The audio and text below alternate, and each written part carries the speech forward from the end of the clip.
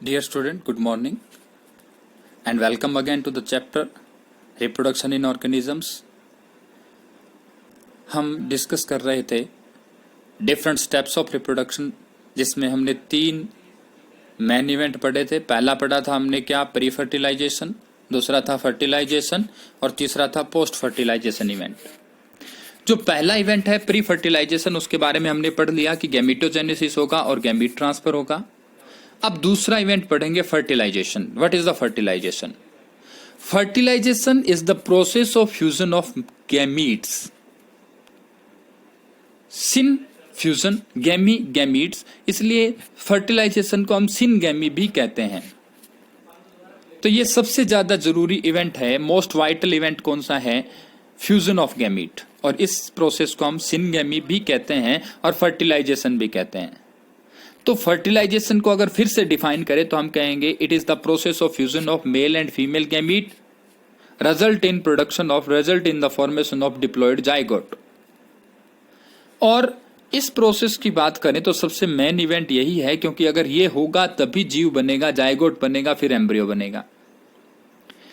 परंतु कुछ ऐसे भी जीव हैं, इंपॉर्टेंट बात है ये, जिनके अंदर फर्टिलाइजेशन नहीं होता, फिर भी गैमीट किसी एक्सटर्नल स्टिमुलस की वजह से गैमीट सीधा ही ऑर्गेनिज्म में कन्वर्ट हो जाता है। जब बेटा फर्टिलाइजेशन होगा तो गैमीट 2 हैप्लॉइड हैं, दोनों मिलकर के जाइगोट बनाएंगे जो डिप्लॉइड होगा। परंतु यदि गैमीट अकेला गैमीट ही खुद ही बना देगा तो उससे जो ऑर्गेनिज्म बनेगा वो भी कैसा होगा? हैप्लॉइड होगा, और इसमें केवल एक ही ऑर्गेनिज्म के गैमीट ऑर्गेनिज्म में बदल जाएंगे। तो क्या लिखा इसने कि इन सम, इंपॉर्टेंट क्वेश्चन है ये, क्या कह रहा है? रोटीफर्स में, हनी बीज में और सम लिजार्ड्स के अंदर, और बर्ड्स में कौन? टर्की। क्यों सुनाता है टर्की के बारे में? यहां ज्यादातर में फीमेल गैमीट जो है वो डेवलपमेंट करता है, नया ऑर्गेनिज्म बना देता है विदाउट फर्टिलाइजेशन। इसलिए हम इसको कहते हैं पार्थिनोजेनेसिस। सिंगल पेरेंट, पार्थिनो का मतलब विर्जिन यानी कि सिंगल पेरेंट, तो दैट इज कॉल्ड एज क्या? पार्थिनोजेनेसिस, कि एक ही गैमीट से क्या हो रहा है? ऑर्गेनिज्म बन रहा है, यानी कि रिप्रोडक्शन हो रहा है। तो that is called as parthenogenesis. Important question है, ध्यान देना इसको। दूसरा है सिनगेमी कैसे होगी और कहां होगी? तो सिनगेमी की बात करें, फर्टिलाइजेशन की बात करें, तो आपने छोटी कक्षाओं में भी पढ़ा है, 8वीं कक्षा में आपने पढ़ा है, 2 टाइप की सिनगेमी हो सकती है, एक एक्सटर्नली और एक इंटरनल। अगर gamete outside of the body है फीमेल की, जैसे फ्रॉग में जो फीमेल फ्रॉग है वो अपना एग जो है वो रिलीज करती है, फीमेल गैमीट को रिलीज करती है वाटर में, और मेल अपने स्पर्म रिलीज करता है वाटर में, और फर्टिलाइजेशन भी पानी में होता है outside the body of female, इसलिए इसको क्या कहते हैं? External fertilisation. दूसरे ऐसे ऑर्गेनिज्म है जैसे ह्यूमंस हैं, उनके अंदर जो मेल गैमीट्स हैं उनको फीमेल बॉडी में ट्रांसफर किया जाता है, और फर्टिलाइजेशन कहाँ होता है? फैलोपियन ट्यूब में होता है, यानी कि फीमेल बॉडी के अंदर होता है, इसलिए ये क्या कहलाएगा? Internal fertilisation. तो 2 टाइप का फर्टिलाइजेशन हो गया।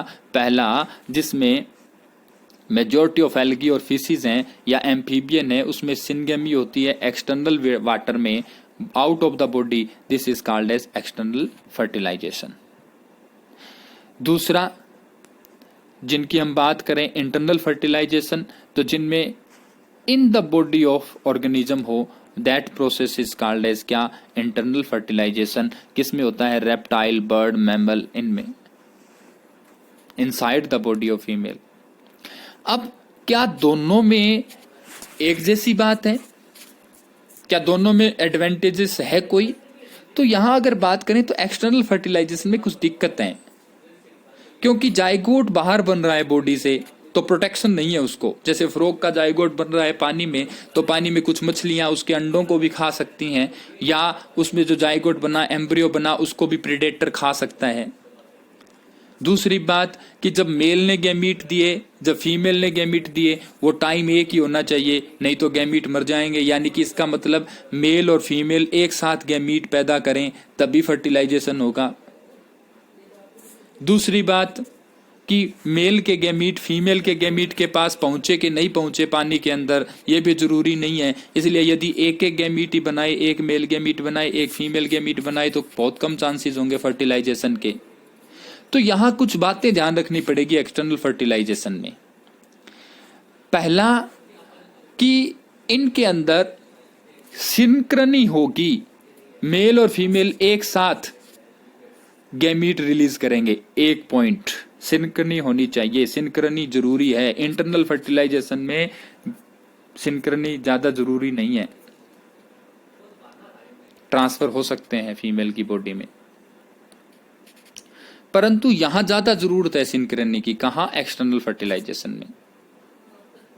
दूसरा, इन्हें large number of gamete produce करने पड़ेंगे, क्योंकि कुछ गैमीट्स खत्म भी हो सकते हैं सराउंडिंग मीडियम में। जैसे मैंने अभी आपको काफी सारे फैक्टर बताए कि दूसरे प्रेडेटर भी खा सकते हैं। इसलिए चांसेस फर्टिलाइजेशन के ज्यादा करने के लिए, टू एनहेंस द चांसेस, इनको large number of gamete produce करने पड़ेंगे। ये भी क्वेश्चन पूछा गया है काफी बार। तो ऑफस्प्रिंग के डिसएडवांटेजेस हैं यहां। एक्सटर्नल फर्टिलाइजेशन में ऑफस्प्रिंग को ज्यादा खतरा है, इसलिए इनमें सर्वाइवल के ऊपर थ्रेटन्ड है, यानी कि खतरा है। तो इसको दूर करने के लिए इंटरनल फर्टिलाइजेशन भी कॉम्प्लेक्स ऑर्गेनिज्म में डेवलप हुआ, जिसमें जो मेल गैमीट है वो मोटाइल होगा और वो एग के पास रीच हो जाएगा, पहुंच जाएगा और उससे फ्यूज करेगा, और लार्ज नंबर ऑफ स्पर्म पैदा होते हैं जो एग को फर्टिलाइज कर देंगे। तीसरा इवेंट है पोस्ट फर्टिलाइजेशन, फर्टिलाइजेशन के बाद। अब फर्टिलाइजेशन क्या है? दोनों का मिलना, मेल और फीमेल गैमीट का। तो जाइगोट बन गया। जाइगोट बनने के बाद, जाइगोट जो बना वो, और जाइगोट बनने के बाद जो भी चेंजेस होंगे वो चेंजेस क्या कहलाएंगे? Post fertilisation event. तो ऑर्गेनिज्म में एक तो जाइगोट का बनना, ये क्या है? पोस्ट फर्टिलाइजेशन इवेंट है। और जाइगोट, कुछ ऑर्गेनिज्म में तो जाइगोट जो है उसके चारों तरफ थिक वाल होती है ताकि वो उसको बचा सके, डेजिकेशन से बचा सके, बाहर के इन्वायरमेंट से बचा सके, और वो कुछ देर के लिए जर्मिनेट भी नहीं होता, यानी कि जाइगोट जो है वो वैसे ही पड़ा रहता है, वो आगे डिवाइड नहीं करता। बहुत सारों में वो डिवाइड करने लगता है। तो जाइगोट डिवाइडेड बाय मियोसिस, कुछ ऐसे हैं जिनके अंदर स्पोर बनाने हैं तो वहां जाइगोट मियोसिस भी कर सकता है। कुछ ऐसे हैं जिसमें पूरी बॉडी बनानी है तो वहां जाइगोट माइटोसिस से भी डिवाइड कर सकता है। तो यहाँ मामला है +1 में आपने जो पढ़ा था डिप्लॉन्टिक, हैप्लोडिप्लॉन्टिक या हैप्लोन्टिक लाइफ साइकिल, उसका। परंतु स्पीसीज की कंटिन्यूटी के अंदर जाइगोट जो है वो एक लिंक है। जाइगोट बना तो ही स्पीसीज की कंटिन्यूटी होगी, जनरेशन आफ्टर न्यू जनरेशन। तो सबकी लाइफ, जितने भी ऑर्गेनिज्म है सबकी लाइफ शुरू होती है कहां से? सिंगल सेल जाइगोट से। जाइगोट से ही हमारा जीवन शुरू हुआ है, जाइगोट से पूरा जीव बनता है। अब जाइगोट क्या करता है? जाइगोट में सेल डिवीजन होता है बार बार, और सेल डिवीजन से जो मास ऑफ सेल बनता है उसको हम कहते हैं एम्ब्रियो, और एम्ब्रियो धीरे धीरे फीटस में डेवलप होता है। तो embryogenesis is the process of formation of embryo, process of development of embryo from the zygote. Embryogenesis, embryogenesis में दो काम मुख्यतः होंगे जाइगोट के अंदर। एक तो होगा सेल डिवीजन, दूसरा होगा सेल डिफरेंशिएशन। सेल डिवीजन का मतलब जाइगोट की एक सेल है वो डिवाइड होकर 2 सेल बनाएगी, और 2 सेल हैं वो डिवाइड होकर के 4 सेल बनाएंगी, और जो 4 सेल्स हैं वो डिवाइड होकर के क्या करेंगी? 8 सेल बनाएंगी, 4 पीछे 4 ऊपर। ऐसे ही डिवाइड करते करते वो बहुत सारी सेल्स बना देगा, that is called as embryo. दूसरा काम है सेल डिफरेंशिएशन। डिवीजन का मतलब तो ये हुआ कि एक सेल से बहुत सारी सेल्स बनना, माइटोसिस से। डिफरेंशिएशन का मतलब हुआ जितनी भी सेल बनी है उनको स्पेसिफिक काम दिया जाएगा। कुछ आंखें बनाएंगी, कुछ हाथ बनाएंगी, यानी कि स्पेसिफिक ऑर्गन फॉर्मेशन करेंगी, और जब उनको स्पेसिफिक काम करने लग जाए दैट इज कॉल्ड एज क्या? डिफरेंशिएशन। तो लिखा इसने cell differentiation help group of cell to undergo certain modification to form specialised tissue and organ. तो वो स्पेशलाइज्ड टिश्यू और स्पेशलाइज्ड ऑर्गन बनाने में काम करेंगे, तो वो क्या कहलाएगा? Cell differentiation. तो इसकी डेफिनेशन है, अच्छे से पढ़ लेना। फिर एनिमल्स दो टाइप के होते हैं कि किस प्रकार से जाइगोट बनाते हैं वो। पहले है ओविपेरस और दूसरे हैं वीवीपेरस। ओविपेरस वो होंगे जो एग लेइंग करेंगे, यानी कि फर्टिलाइज्ड या अनफर्टिलाइज्ड एग देंगे या यंगवन को जन्म देंगे, उसके आधार पर आएंगे। तो ओविपेरस में कौन है? रेप्टाइल और बर्ड्स। रेप्टाइल और बर्ड्स में क्या होता है? They lay fertilised egg covered by calcareous shell. Calcium carbonate का बना हुआ सेल कैल्केरियस सेल्स होता है। तो फर्टिलाइज्ड एग को अगर वो जन्म देते हैं, एग को जन्म देते हैं, give birth to fertilise egg, तो उसको आप कहेंगे ओविपेरस। ओवा का मतलब एग। दूसरे कौन से हैं? वीवीपेरस हैं, जो क्या करेंगे? जाइगोट यंगवन में डेवलप होगा बॉडी के अंदर ही फीमेल में, और वो यंगवन को ही जन्म देंगे, जैसे ह्यूमंस में होता है, वो बच्चे को ही जन्म देते हैं अपने जैसे। That is called as viviparous. वो वीवीपेरस है। कुछ ऑर्गेनिज्म ऐसे भी हैं जैसे कंगारू है, वो अंडरडेवलप्ड बच्चे को जन्म देते हैं और बाद में उसे अपने पाउच में रखते हैं, मार्सूपियम में रखते हैं उसको डेवलप होने के लिए। और कुछ मैमल्स का एक अच्छा सा उदाहरण है कि कुछ मैमल्स हैं वो एग लेइंग है। वो आपने +1 में पढ़े थे, प्लेटिपस और रिकाइडिना, उनके बारे में आप थोड़ा जान लेंगे। कुछ ही मैमल्स हैं, ये 2-3 ही मैमल्स हैं जो क्या करते हैं? एग लेइंग करते हैं। ये वीवीपेरस नहीं है। तो आप इनके एग्जाम्पल्स याद करेंगे, ओविपेरस क्या है, वीवीपेरस क्या है। फिर प्लांट्स की अगर बात करें तो उनके अंदर कैसे पोस्ट फर्टिलाइजेशन चेंजेस होते हैं, बहुत इंपॉर्टेंट क्वेश्चन है। क्या क्या होगा?